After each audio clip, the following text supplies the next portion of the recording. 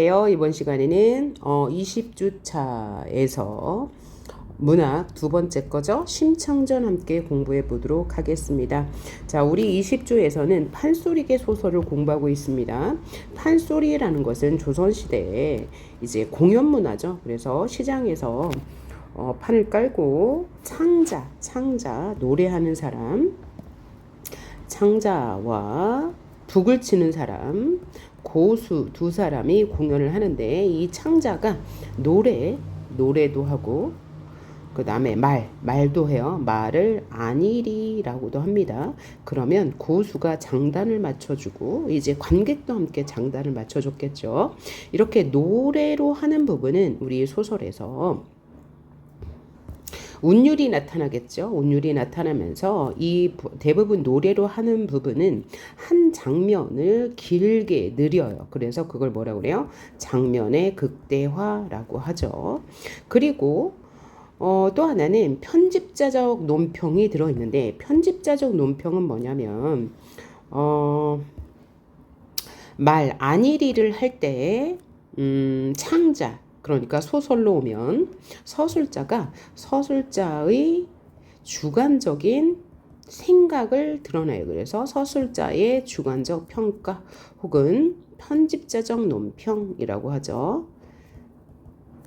이런 게 들어가는데, 서술자의 개입, 서술자의 주관적 평가, 이런 부분은 어떤 부분을 평가하나요? 인물의 됨됨이나 등장인물의 성격이나 등장인물에 대한 안타까움 혹은 내용을 요약해 주기도 해요. 이런 게 이제 편집자적 논평으로 드러나고, 그 다음에 장면의 극대화 부분에서 운율이 형성되죠. 또 하나는 요게 판소리계 소설의 특징 세 가지죠. 편집자적 논평, 장면의 극대화. 세 번째는 언어 유희가 나타나요. 언어 유희는 말장난을 하는 거예요. 그래서 이 언어 유희는 세 가지 종류로 나타난다고 그랬어요. 의문의 유사성을 활용해서 말장난을 한다던가, 두 번째는 동음 이의 어를 통해서 말장난을 한다던가, 언어 도치를 통해서 말장난을 해요. 의문의 유사성은 뭐냐면 수절이 정절이라 그래서 수절과 정절이 이제 비슷한 음은 소리가 있죠. 이것을 통해서 말장난을 해요. 동의 이의 어는 뭐 갈비를 통해서 만약에 말장난을 한다. 그러면 갈비가 직신, 상을 툭 쳤더니, 우리 지난 시간에 배운 거죠. 갈비가 직신하더라. 갈비가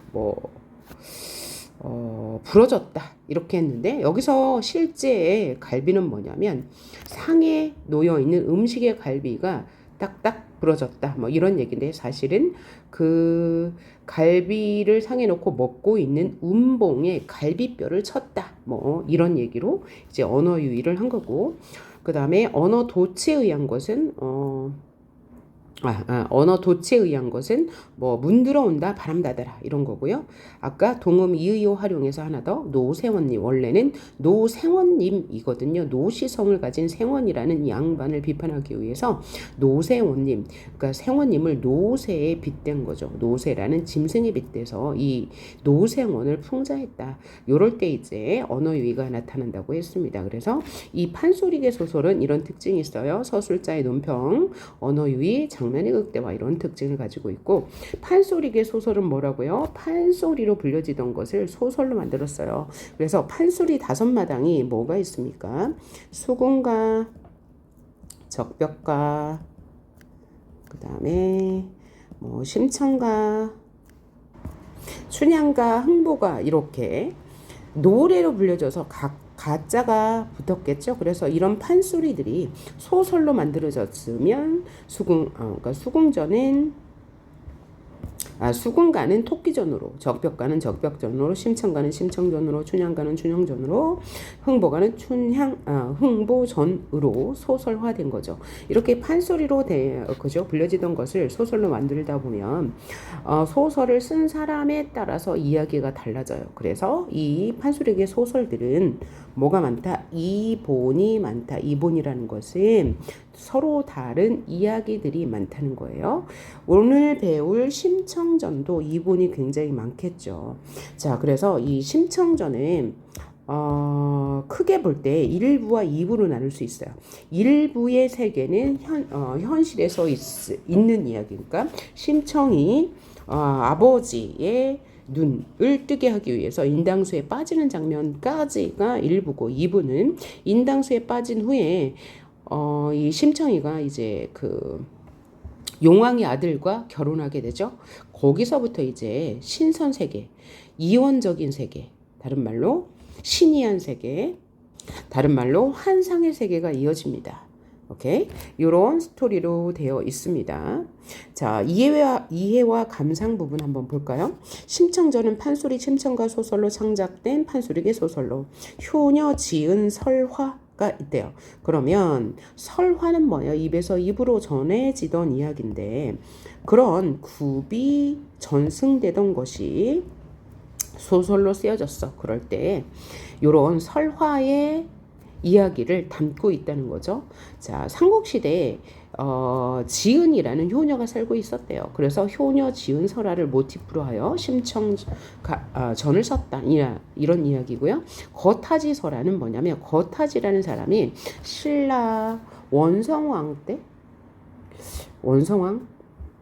원성왕이 아니고 진성왕 때 진성왕 때 이 신라의 진성왕의 아들이 당나라로 사신이 되어서 가는데 이때 양패라는 신하가 이 신라의 왕자를 보필하고 가고 있었대요.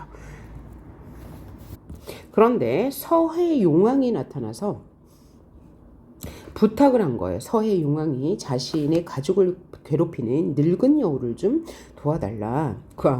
늙은 여우를 좀 처치해달라라고 했더니 활로 쏘아서 그 늙은 여우를 죽이고 서해 용왕의 딸과 결혼하는 이야기가 모티브로 사용되었는데 그러면 어느 부분에 이 거타지 설화가 차용이 된 거죠. 심청이 인당수에 빠졌는데 용왕 을 만나서 용왕의 아들과 결혼하는 부분에 사용된 거죠. 그 다음에 인신공희설화가 사용되었는데 인신공희는 뭐예요? 사람이 신의 제물로 바쳐져서 제사를 지내는 이야기가 이제 나오는 거죠. 그래서 효녀 심청이 이제 바다의 이런 폭풍을 잠재우기 위해서 신께 바쳐지는 희생양이 되죠. 여기에 인신공희설화가 사용된 거죠. 자, 그런 것을 바탕으로 하고 있습니다. 자, 계속해서 그리고 이 작품은 심청이라는 인물을 중심으로 심청의 희생과 환생, 신봉사의 계안이 뭐예요? 눈을 뜨다라는 뜻이죠. 그런 이야기 이라는 내용을 전개하고 이를 통해서 유교적 관념인 효를 형상화하고 있어요. 이 작품은 크게 현실 세계는 이제 심청이와 심청 아버지에게 있었던 일, 그것을 전반부. 그 다음에 환상의 세계는 심청이 용왕의 아들과 결혼해서 신봉사의 눈을 뜨게 하는 이야기나 또 이 환상의 세계에서 어머니를 만나는 부분이 있습니다. 그런 이야기를 중심을 이루는 후반부로 나눌 수 있어요. 그래서 전반부에서는 심청이 자라서 눈먼 아버지를 봉양하고 공양 및 삼백석에 몸이 팔려서 인당소 제물이 될 때까지, 그래서 부모에 대한 효라는 윤리적인 가치를 중점적으로 일어나는 반면에 후반부는 인당수에 빠져서 다시 살아난 심청이 황후는 이제 황제의 부인에 대한 된다는 얘기죠. 황후가 되어 아버지를 만나고 아버지가 눈을 떠서 행복하게 살게 된다는 효에 대한 인과응보는 자신의 행동에 따라서, 그런데 여기서 자신의 행동은 전생에 지은 선 혹은 악에 따라서 현생의 행복과 불행이 결정되고 또 현생에서의 선악의 결과에 따라서 내생이 결정된다는, 이건 불교적 세계관이죠. 그죠? 불교적 세계관. 이라는 주제의식을 담고 있어요. 즉 이 작품은 죽음과 재생이라는 화순 이야기예요. 이야기를 통해서 현실성과 초월성이라는 두 세계를 접합하여 작품을 전개하고 있습니다. 그리고 심청이 황후가 되어서 부귀영화를 누리게 되는 것은 가난하고 미천한 사람도 자기 희생이나 효행에 대한 보상으로 고귀한 신분까지 오를 수 있다는 민중들의 신분 상승 욕구를 반영한 것이라고 볼 수 있습니다. 자, 이런 이야기를 담고 우리 본문을 살펴보도록 합시다. 자, 첫 번째 가달락을 볼까요? 가달락. 자, 우리가 소설을 볼 때는 장면을 읽고 어떤 상황인가 파악하는 게 중요한데요. 자, 어떤 장면인가 한번 봅시다. 아버지, 진지 많이 잡수시오. 오냐, 많이 먹어라. 오늘은 각별하게 반찬을 매우 좋구나. 네 집 제사 지냈느냐? 그러니까 여기는 전반부가 되겠네요. 현생에서 이 심청이와 아버지에게 있었던 일. 자, 심청이는 기가 막혀 속으로만 늦게 울며 훌쩍훌쩍 소리 나니 왜 심청이가 기가 막혔어요. 우리 심청전의 이야기를 알고 있잖아요. 자, 아버지가 눈이 멀었는데 어떤 스님이 공양미 300석을 바치면 당신의 눈을 뜰 수 있다. 그래서 그 이야기를 어딘가에서 듣고 심청이가 재물이 되기로 한 거죠. 그래서 마지막으로 아버지에게 밥상을 차려주면서 그저 느끼는 심정이 기가 막힌 거죠. 속으로 훌쩍훌쩍 소리내면서 울었어요. 그랬더니 아버지는 심청이가 이 공양미 300석의 희생양이 되기로 한 것을 모르는 상황이니까 아버지가 네 집에서 제사 지내서 이렇게 반찬이 좋아? 라고 이야기할 수 있겠죠. 신봉사는 물색 없이 귀 밝은 채 말을 한다. 아가, 너 몸 아프냐? 감기에 들었나 보구나. 오늘이 며칠이냐? 오늘이 15세지? 그랬더니 부녀의 천륜이 증하니 몽조가 어찌 없을 소냐. 이게 뭐예요? 몽조라는 것은 꿈에 나타나는 좋은 징조죠. 그래서 꿈에서 꿈을 꿨는데 그게 좋은 징조 같아. 그럼 몽조라고 하고요. 만약에 꿈을 꿨는데 그게 나쁜 징조 같아 라고 하면 우리가 흉조라고 하죠. 자, 부녀의 천륜이 증하니 몽조가 어찌 없을 소냐. 이것은 뭐야? 등장인물의 생각이 아니고 서술자의 생각이죠. 부녀의 천륜이라는 것은 끊을 수 없는 인연이죠. 중에서 뭐죠? 몽조가 없을 소냐? 그러니까 몽조가 있다 없다? 있다. 자, 그러니까 서리법이 사용되어 있는 거고요. 이것은 등장인물의 생각이 아니니까 뭐예요? 편집자적 논평. 다른 말로 서술자의 개입이 있는 거네요. 그래서 신봉사가 간밤 꿈 이야기를 한다. 간밤에 꿈을 꾸니 네가 큰 수레를 타고 한없이 가. 보이니 수레라 하는 것은 귀한 사람이 타는 것이라 너가 수레를 타고 갔어. 아마도 오늘 무릉촌 승상댁에서 너를 가마에 태워 가려나 보다 라고 하면서 좋은 꿈을 꾸었다는 이야기를 하고 있어요. 그래서 아마도 오늘 무릉촌 승상댁에서, 승상이라는 말이 뭐예요? 최고 벼슬을 하는 사람, 좌승상, 우승상 이렇게 하는 거 보니까 이 댁은 굉장히 벼슬이 높은 집안인가 봐요. 그 댁에서 너를 가마에 태워 가려나 봐.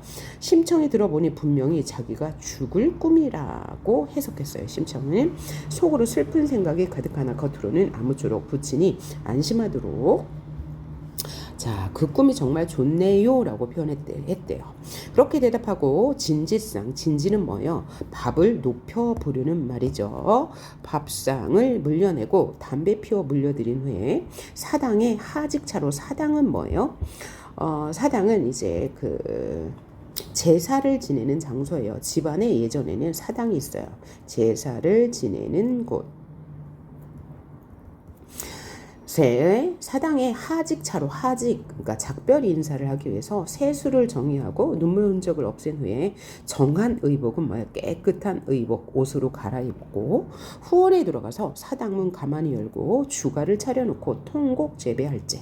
주 가르면 술과 안주를 차려놓고 통곡하면서 절을 하면서 불효요식 심청이는 부친 눈을 뜨게 하려고 남경장사 선인들에게 300석에 몸이 팔려 인당수로 돌아가니 소녀가 죽더라도 부친의 눈을 뜨게 하고 착한 부인 작배하여 아들 낳고 딸 낳아 조상 향화 전하게 하소서. 착한 부인을 맡게 해주세요. 누가? 아버지가. 내가 죽은 후에 아버지가 착한 부인 만나서 자, 좋은 짝이 되어서 아들 낳고 딸 낳아서 이 가문을 잇게 해주십시오 라고 했어요. 그런데 사실은 이 이후에 이 아버지는 좋은 부인을 만나지 못합니다. 그쵸? 이렇게 빌었어요. 여기까지가 이제 가달락이네요. 그러니까 가달락에서는 심청이가 이제 인당소의 제물이 되기 바로 전에 아버지의 진지상을 차려드리고 그 슬픔을 참는 장면이 나왔다고 볼 수 있겠네요. 자, 그러면 나달락 볼까요? 장면이 분명히 바뀌었을 건데 어떤 내용으로 이어지나 봅시다. 제가 불효의식으로 아버지를 속였소. 공양미 300석을 누가 저를 주우리까. 남경장사 선인 뱃사람들에게 300석의 몸이 팔려 인당수 제수로 제물로 가기로 하여 오늘이 행선날이 오니 저를 오늘 망종보 마지막으로 보세요.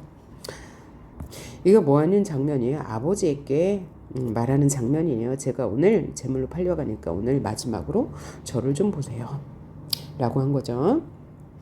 사람이 슬픔이 극진하면 도리어 가슴이 막히는 법이라. 이거는 뭐예요? 서술자의 생각이에요. 등장인물의 생각이 아니죠. 그래서 서술자의 개입, 서술자의 논평이 나타난 부분이네요.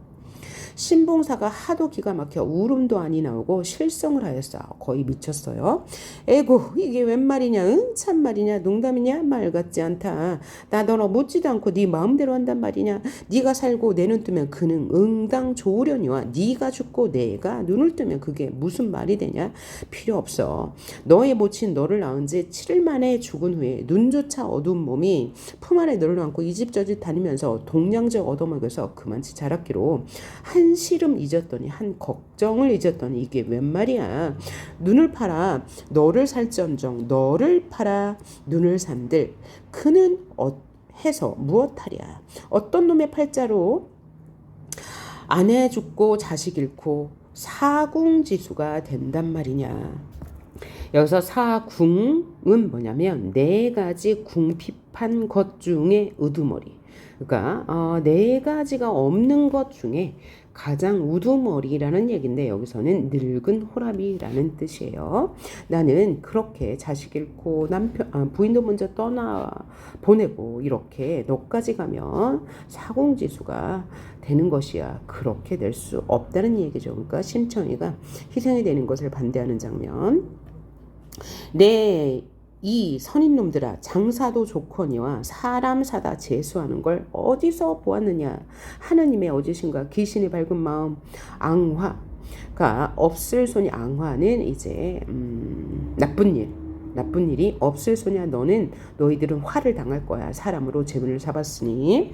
눈먼 놈의 무남 동료 철 모르는 어린 것을 나 모르게 유인하여 산단 말이 웬 말이냐. 쌀도 싫고 돈도 싫고 눈뜨기는 내 싫다. 여기까지 뭐죠? 심청이 아버지가 심청이가 재물이 된다는 이야기를 듣고 이제 푸념하는 신세를 한탄하는 장면입니다. 그렇죠? 그러면서 자신이 지금 어떤 처지인지를 보여주는데 이것을 판소리계 소설이기 때문에 판소리로 한다면 여기는 창 부분일 거예요. 창은 뭐예요? 노래하는 부분이죠. 이 창 부분에 뭐가 나타나요? 장면의 극대화가 나타난다고 그랬어요. 그래서 하나의 사실이나 심정을 아주 길게 들여서 나열열고 과장하는 식으로 표현합니다. 그래서 여기 장면의 극대화가 나온다는 거. 그 다음 장면 봅시다. 중간 생략하고 너희 놈들 나 죽여라. 여기서 너희 놈들은 누구를 가리켜요? 바로 선인들이죠. 너희 선인놈들, 그죠? 선인.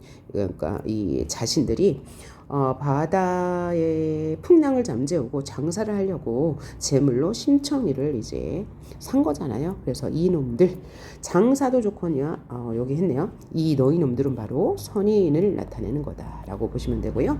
나를 죽여라. 평생에 맺힌 마음 죽기가 원이로다. 나는 평생에 맺힌 마음이 많아서 죽고 싶어. 나 죽는다. 지금 내가 죽어놓으면 내 놈들이 무사할까? 내가 죽으면 너희들도 편치 않을 거야. 무지한 강도놈들아. 사람 죽이면 대전통편율이니라. 자, 그러면 대전통편은 법전이란 얘기고요. 율은 대정통편의 법이야. 그러면 뭐야? 너희가 지금 희생양으로 심청이를 삼아서 이 심청이를 죽이면 법으로 다스려질 거야. 천벌을 받을 거야. 이런 이야기죠. 이렇듯이 신봉사는 홀로 장담하고 이를 갈며 죽기로 기를 쓰니 심청이 부친을 붙들고 아버지 이 일은 남의 탓이 아니요 그리 마옵소서 제가 자청한 것이에요. 부녀가 서로 붙들고 뒹굴며 통곡하니 남녀노소 도화동 남녀노소가 네 안이 슬퍼하랴. 이것도 뭐죠? 서술자의 생각이니까 서술자의 개입, 서술자의 논평이 되겠네요. 가 그지 없습니다. 말씀하신 유소세 댁과의 혼사는 다만 감당하지 못할까 두렵습니다. 어찌 감히 명을 어기겠습니까? 여기에 뭐가 좀 빠졌는데 그러면 여기서부터 여기까지는 심청의 대화, 심청의 대사가 되겠네요. 오케이. 자, 그럼 10번 문제 봅시다. 이 글에 대한 설명으로 적절하지 않은 것은 이 글은 판소리계 소설이죠. 사건이 사실적으로 서술되고 있다. 자, 사실에 플러스 허구성을 가미한 것. 이니까 세모 한번 해봅시다. 서술자의 개입이 드러나고 있죠. 편집자적 논평. 시간의 흐름에 따라 사건이 진행되는 게 고전소설의 특징이죠. 시간의 흐름에 따라 구성되지 않는 것을 우리는 입체적 구성이라고 하고 역순행적 구성이라고도 하고 역전적 구성이라고도 하죠. 그러면 이 역전적 구성은 시간의 흐름이 어떻게 돼요? 현재에서 과거로 갔다가 다시 현재로 오는 구조를 우리는 역순행적 구성이라고 하죠. 근데 고전소설은 역순행적 구성이 없다고 보시면 돼요. 공간의 이동에 따라 장면이 전환되고 있다. 공간이 어디 이동했나요? 이 장면에서는 우리가 본 지금 가나지문에서는 공간의 이동이 없고 다 이제 심청의 집에서 일어난 일이므로 얘는 확실히 틀린 말이 되겠네요. 그 다음 인물의 심리를 직접적으로 제시하고 있다라고 했는데 인물의 심리 어디에 제시되어 있나 한번 살펴볼까요? 여기 있네요. 마지막 두려울 뿐입니다. 심청의 대사 있습니다. 오케이. 자, 그 다음 11번 볼까요? 이 글의 심청과 보기의 편곡의 공통점으로 적절한 걸 고르라고 했네요. 자, 홍계월전인데요. 이 홍계월전은 전체적인 스토리를 알려줄게요. 홍계월전은 이제 고전 소설 중에서 이제 군담 소설, 즉 전쟁의 이야기가 있고요. 그 다음에 이 홍계월이 영웅으로 나와요. 영웅은 뭐예요? 어려서 이제 시련을 겪고 그 이전에 아주 신기하게 출생을 하고 그 다음에 나라에 공을 세워서 나라를 구하는 이런 서사 구조로 되어 있는 게 이제 영웅 소설의 구조인데요. 이 영웅 소설의 주인공인 홍계월은 본래 이제 여자입니다. 여자인데요. 이 홍계월의 부모가 아주 신기한 꿈을 꾸고 정성 들여서 이 아이를 낳아요. 근데 여자였습니다. 근데 어릴 때부터 재주가 뛰어나고 그 다음에 여성이 하는 일 외에 남성이 하는 일들을 아주 좋아했대요. 그래서 남장을 해서 키우게 되는데 그러던 어느 날 5세 때 전쟁이 일어나서 부모들이 죽고 이 홍계월은 바다에 버려지게 됩니다. 그런데 이 홍계월이 구출이 되어서 누구한테 구출이 되었어요? 여공에게 구출이 되었는데 여씨성을 가진 남자라는 뜻입니다. 공은 그래서 남자를 높여 부르는 말이고요. 여시랑이라고 불린다면 이 시랑은 벼슬, 즉 관직의 이름이에요. 그래서 이런 것 때문에 이제 같은 인물을 여러 호칭으로 지칭을 하기 때문에 고전소설은 좀 어려워요. 자, 이 사람에 의해서 키워지게 되는데 이 사람에게는 보국이라는 아들이 있어요. 그런데 편국과 나이가 똑같아요. 그러니까 이 홍계월이 이 여공의 집에서 자라면서 편국이라는 이름을 얻게 된 것입니다. 원래 이름은 뭐예요? 홍계월인데요. 오케이. 자, 이렇게 그래서 남장을 한 채로, 그러니까 원래 여자인데 남장을 한 채로 보국과 형제처럼 지내게 돼요. 그래서 이 여공이라는 훌륭한 사람이 이제 직책이 있고 가문이 좋았어요. 그래서 이들을 훌륭하게 가르쳐서 이들이 아주 훌륭하게 자라는데 항상 보국보다 편국이 더 훌륭하게 공을 많이 세우게 돼요. 그래서 전쟁이 일어났을 때 명나라를 배경으로 하고 있어요. 그래서 이 명나라 배경으로 한다는 것은 적군은 항상 오랑캐라는 뜻이에요. 오랑캐는 호국이라고 합니다. 오랑캐 호자를 써서. 그래서 이들과 전쟁을 하는데 항상 편국이 공을 많이 세워서 이 편국의 직책은 장수예요. 장수라는 것은 그 군사의 무리를 이끄는 최고 리더를 말해요. 그래서 이 편국 즉 홍계월은 장수가 되고 보국은 부장수가 되는 거예요. 그래서 보국은 항상 편국에게 열등감을 가지고 있어서 사이가 별로 좋지 않아요. 그래서 늘 이렇게 이제 공을 이루면서 살다가 어느 날 편국이 이제 부상을 입게 됩니다. 그러면 의원에게 보이게 되죠. 그런데 그 의원이 맥이 심상치 않아 라고 보니까 이 사람이 여자였던 거죠. 맥을 보면 이 성별이 구별이 되나 봐요. 그래서 이 사실을 황제가 알게 되고 그 황제는 여자임을 숨긴 편국을 제하지 않고 오히려 보국과 결혼하게 합니다. 그런데 이 황제 명이니까 결혼을 했겠죠. 그런데 이 보국은 이 열등감을 벗어나지 못해서 편국을 미워해요. 오케이? 그러다가 나중에 편국이 계속 보국을 도와서 보국은 결국 편국을 사랑하게 되고 해피엔딩을 만든다. 이런 이야기예요. 그런 이야기 속에서 이 부분은 어디인지 한번 어느 부분인지 살펴보도록 할게요. 자, 원수가 크게 놀라기를. 그러니까 원수는 직책의 이름입니다. 이 직책의 이름 누굴 말하겠어요? 편국을 말하겠죠. 편국은 아까 본래 이름이 뭐라고요? 홍계월이라고 했습니다. 그러니까 원수가 크게 놀랐다. 그러니까 지금은 뭐 하는 중? 전쟁 중이다 라는 사실을 알 수 있겠죠. 전쟁 중이야. 크게 놀라서 천자를 구하러 가오니 소부 돌아오기를 기다리소서. 천자는 누구냐? 천자 황제를 천자 하늘이 낸 사람이라고 하고요. 자, 천자를 구하러 가니 소부는 자신을 낮춰 부른 말이죠. 소부 돌아오기를 기다리소서 하고 말에 올라 천태령 어떤 산을 넘어갈 때 순식간에 한수 북편에 어떤 강 북편에 다다라 보니 심리사장 모래사장이죠. 적벽이 가득하고 항복하라는 소리 곳곳이 진동하거늘 원수 이 소리를 듣고 투구를 다시 쓰고 우레같이 소리치며 말을 제쳐 달려가며 외치기를 적장은 나의 황상을 해치지 마라. 황상이 누구예요? 황제, 천재를 말하는 거예요. 편국이 이에 왔노라. 내가 왔어. 하니 맹기는 누구겠어요? 맹길이 황급했대요.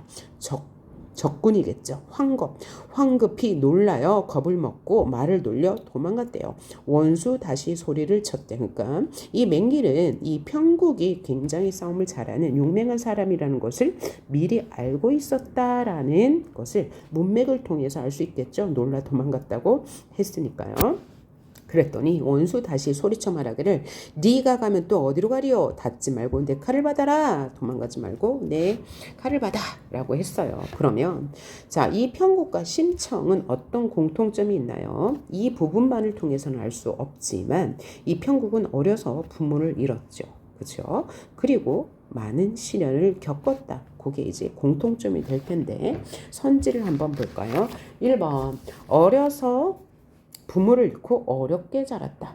그 다음에 뛰어난 능력으로 위기를 극복하고 있다. 어려움에 직면하여 이를 해결하고자 한다. 자신의 처지를 한탄하며 세상에 복수하고자 한다. 부모를 위기에 처하게 한 원수에게 복수를 진행한다. 얘는 4번, 5번은 내용 전체를 보아도 맞는 말이 아니고요. 그러면 1, 2, 3번을 통해서 1, 2, 3번 중에 골라야 하는데 뛰어난 능력으로 위기를 극복하고 있다는 여기에 나온 홍계월전에는 해당하는 말이지만 심청전은 뛰어난 능력은 없었어요.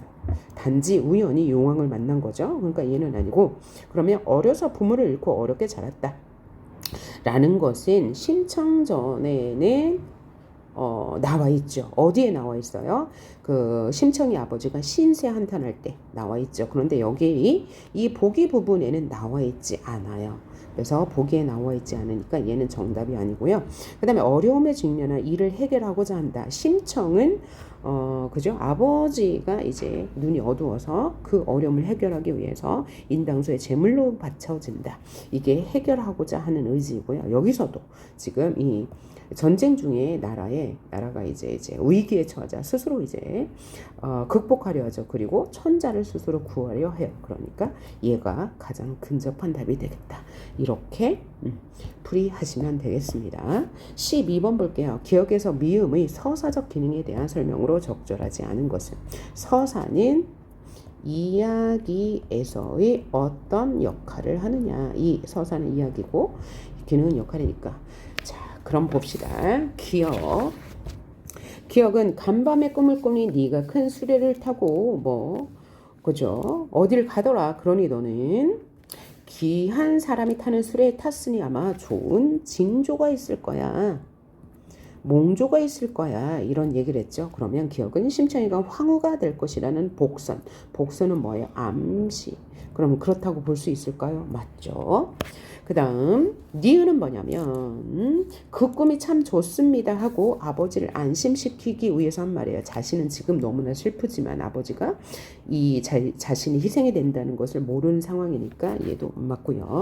뒤것을 볼게요. 남경장사 선인들께 300석의 몸이 팔려 인당수로 가기로 하였다라고 심청이가 아버지에게 말하는 부분. 그래서 인신공의설화를 배경으로 하고 있음이 드러나죠.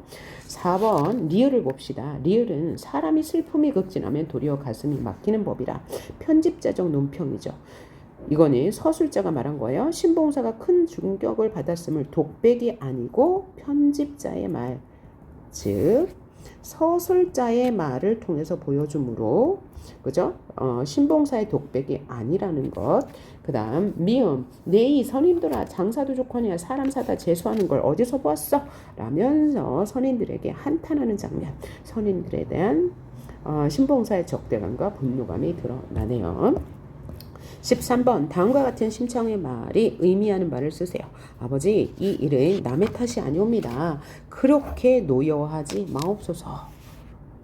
라는 이 말은 심청의 어떤 심리를 보여주는 거예요. 그것은 바로 심청이 제물이 되기로 한 것은 강요가 아니라 자신의 의지임을 보여주는 거죠. 자, 다음 장면 봅시다. 자, 가달락을 보니까 이렇게 시작했어요. 각설. 이때 무릉촌 장승상댁 부인이 심소저가 누구예요? 소저는 아가씨란 뜻이니까 심청이를 말할 거예요.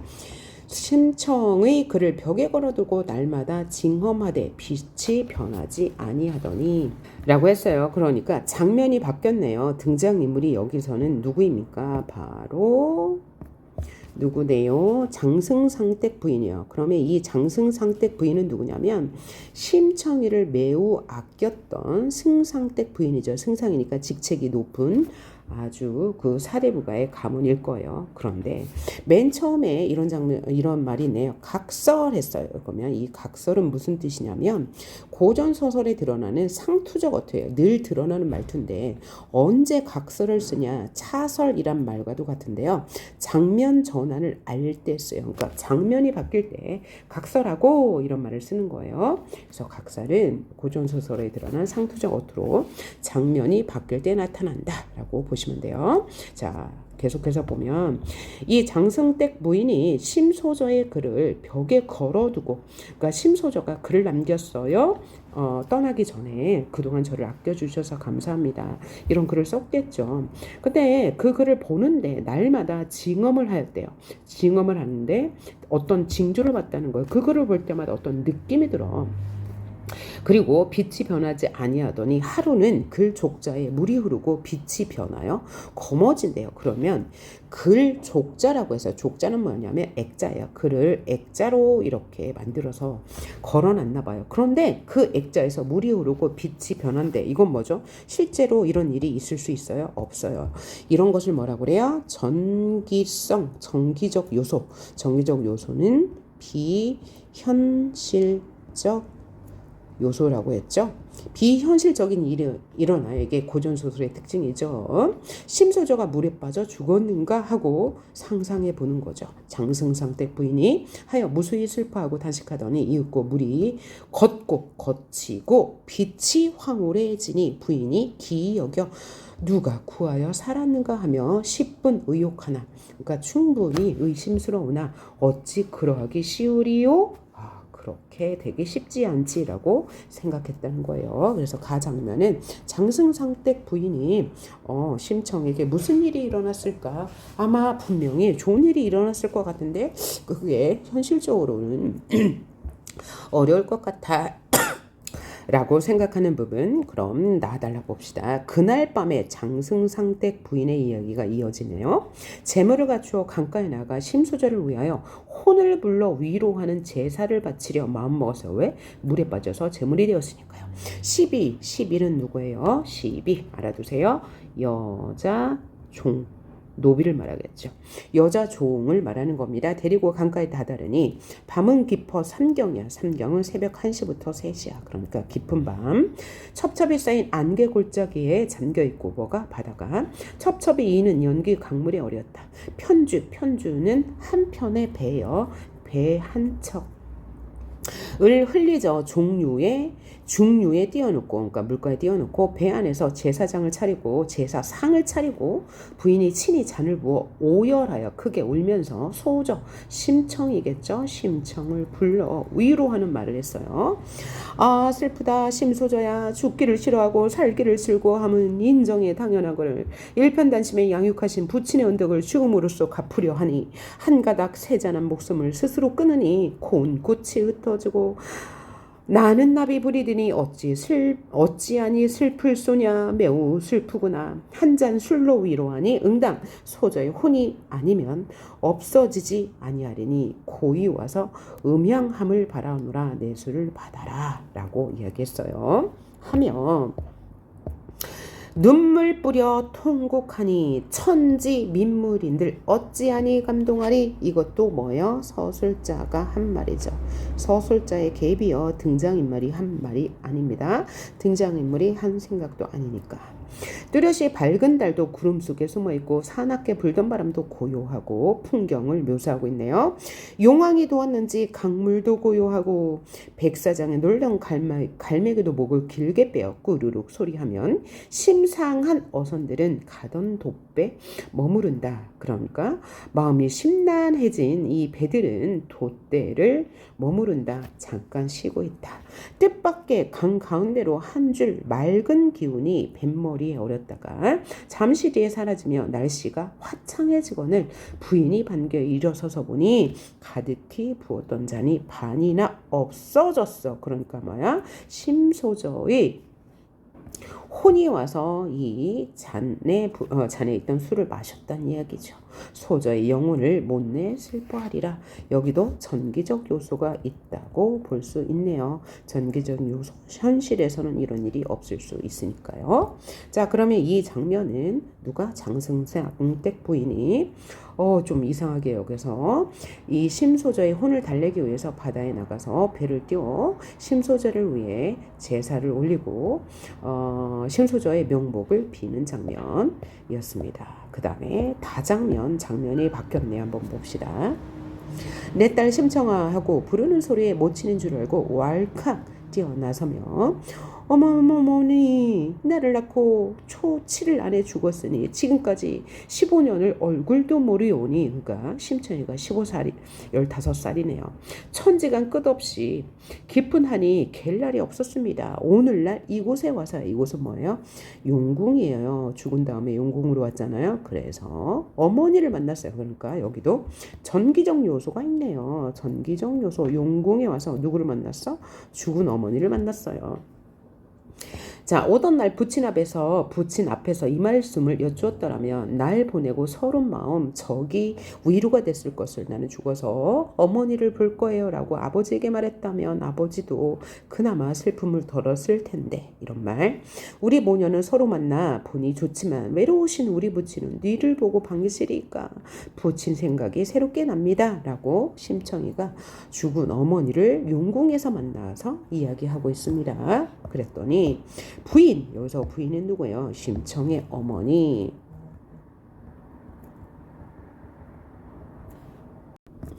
어머니가 나는 죽어 귀히 되었다 그러면 이 용궁에 와서 뭔가 좋은 직책을 얻었나 봐요.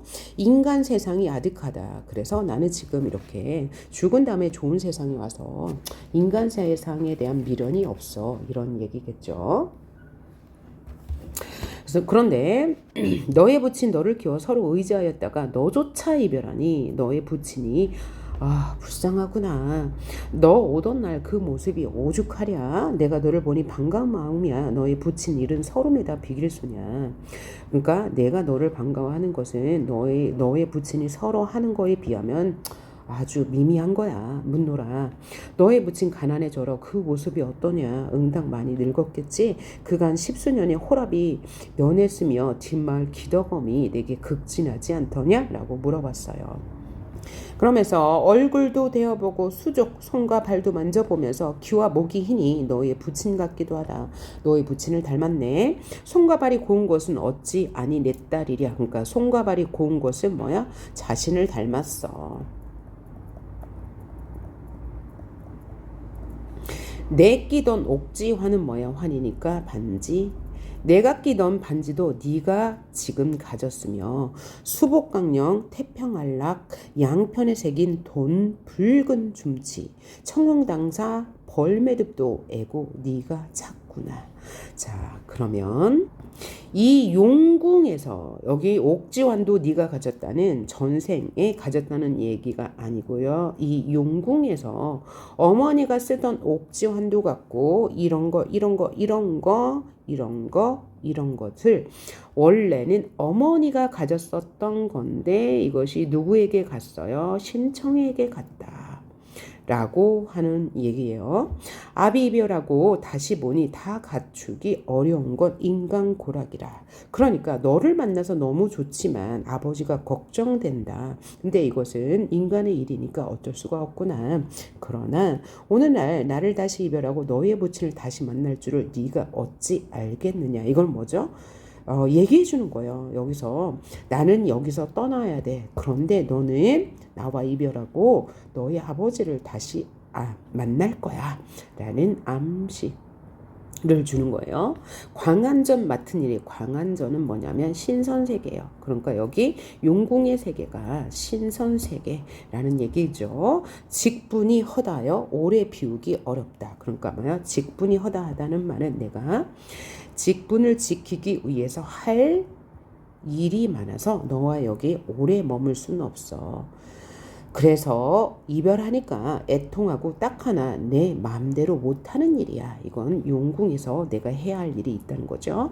한탄한들 어이할 소냐. 한탄한들 소용이 없어. 후에 다시 만나 즐긴 날이 있을 거야. 라면서 앞으로 어떤 일이 펼쳐질지 심청의 어머니가 용궁에서 심청을 만나 하는 이야기였어요. 하고 떨치고 일어서니 소적 심청이죠. 심청 아가씨 만류하지 못하고 따를 길이 없어 울며 하직하고 수정궁에 머물더라. 여기서 수정궁은 용궁이에요. 용궁. 자, 그래서 여기 지금 다달락은 이 용궁에서 심청이가 어머니를 만난 장면, 그러니까 어머니도 죽어서 용궁에 머무는 것이죠. 그래서 여기는 모두 비현실적인 이야기, 정기적 요소가 드러난다고 볼 수 있습니다. 자, 그럼 문제로 들어가 봅시다. 14번. 이 글의 표현상 특징으로 적절하지 않은 것을 고르래요. 비유적 표현을 통해 인물이 처한 상황을 표현하고 있다. 그러면 비유적 표현이 있는지, 그 다음에 그 비유적 표현이 인물이 처한 상황을 나타내고 있는지 봅시다. 비유적 표현에는 뭐 직유, 은유, 의인, 화류 등이 있는데요. 자, 그러면 이런 부분이 어디 나타나 있냐면 바로 여기 비유적 표현이 있습니다.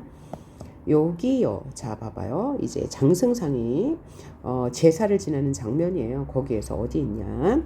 고운 꽃이 흩어지고 나는 나비 불에 드니 어찌하니 슬플 소냐. 여기 또 편집자적 누평이네요. 이것도. 그런데 고운 꽃이 흩어지고 나는 불에 들었다. 그러면 고운 꽃이 흩어진다는 뭘 비유한 거예요? 바로 심청이의 죽음, 청이의 죽음을 의미하고, 나는 나비 불에 들었다. 이거는요, 강물에 빠졌다라는 은유법이에요. 은유법을 이렇게 대신 표현한 거죠. 그러니까 부유적 표현이 있는 거고. 두 번째, 나가 전기적 요소에 의해, 여기 전기적 요소 있죠. 의해 비현실성 드러나고, 아까 비유적 표현을 통해서 인물이 처한 상황, 누가 처한 상황이죠? 심청이 처한 상황 보여줬고요. 3번을 보니까 배경 묘사를 통해 인물의 심정을 부각한다. 여기 있어요. 밤은 깊어 삼경인데 첩첩이 쌓인 안개 산골짜기에 잠겨있고 첩첩이 이는 연기 강물에 어려있다. 이제 배경 묘사죠. 자, 묘사가요. 배경을 상세하게 그림 그리듯이 보여줬고, 이것을 통해서 인물의 심정, 여기서 인물은 누구예요? 장승상의 안타까움, 심정을 부각하고 있네요.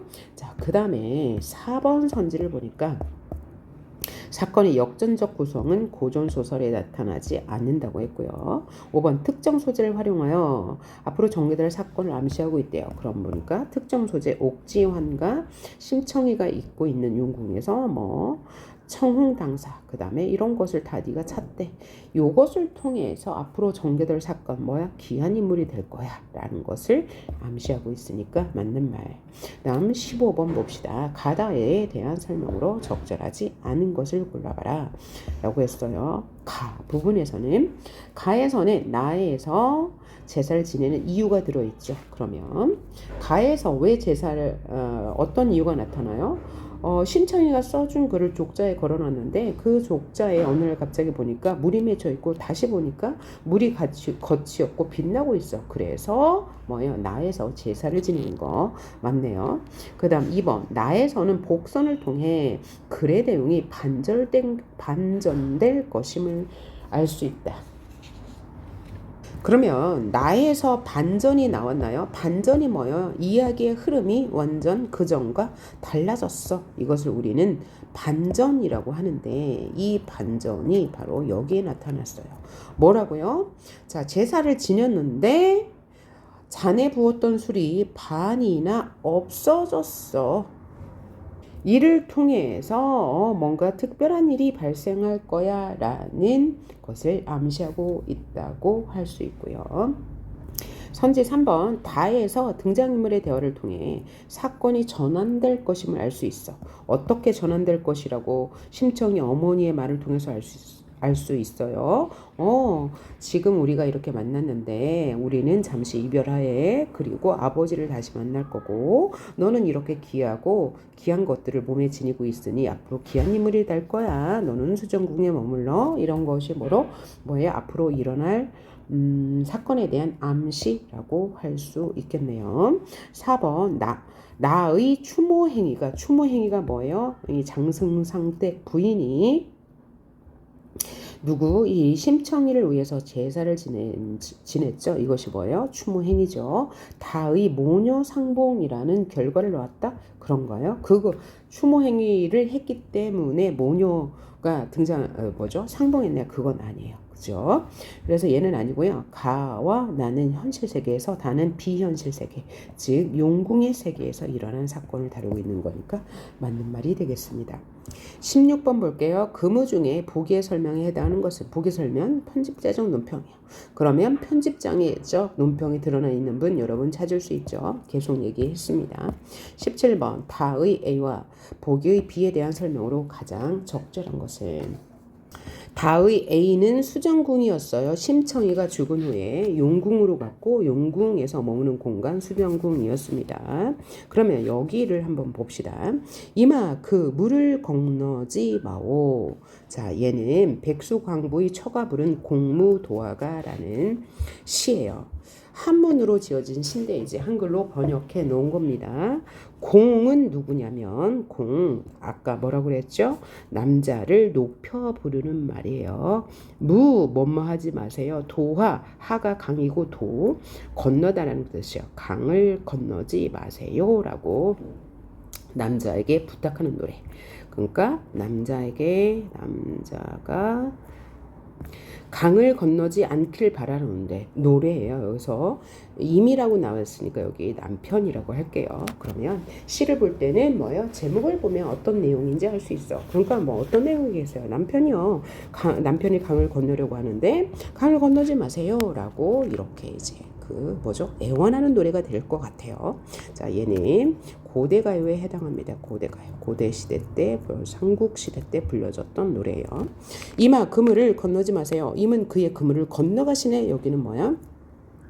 소망했어요. 그런데 그 물을 건너가셨어요. 그러니까 체념.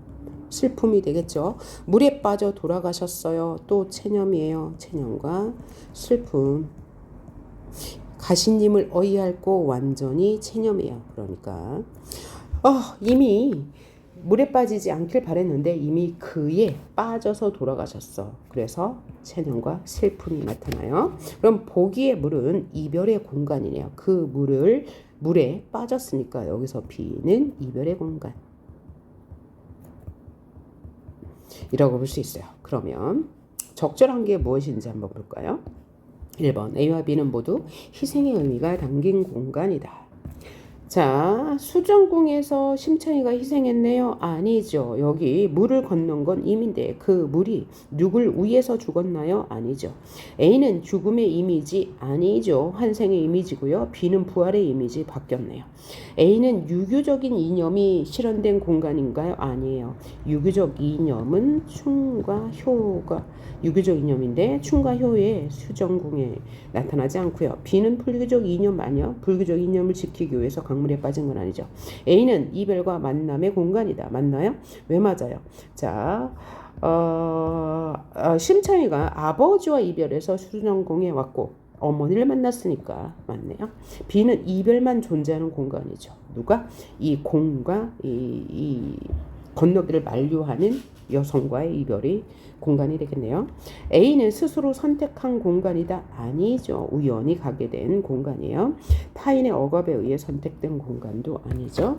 이렇게 보시면 되겠고 마지막 문제 봅시다. 이 글에 다의 옥지환이 하는 역할을 쓰래요. 사건 전개를 고려하여 그 다음에 30자 이내 문장으로 쓰라라고 했어요.